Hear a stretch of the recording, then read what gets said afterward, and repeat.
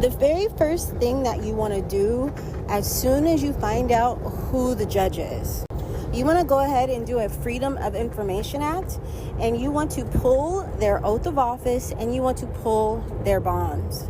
That's step one.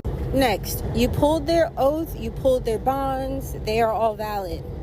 You want to verify that their oath that they took is the same oath that is the one required to be the judge. If they do not have an oath or they do not have a bond, then you want to make sure to know that if you're going to go into court.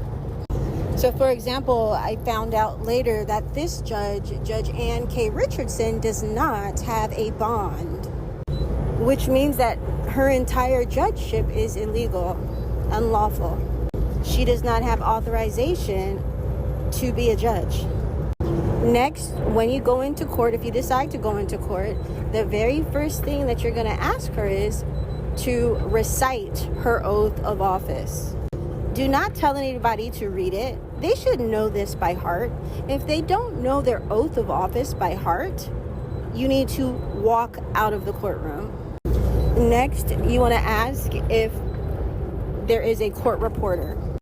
If there is not a court reporter, you want to leave the courtroom.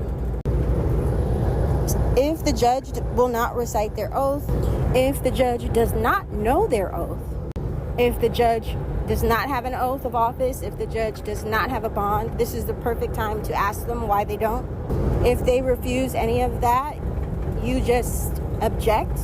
Let them know that they are biased and prejudiced against you.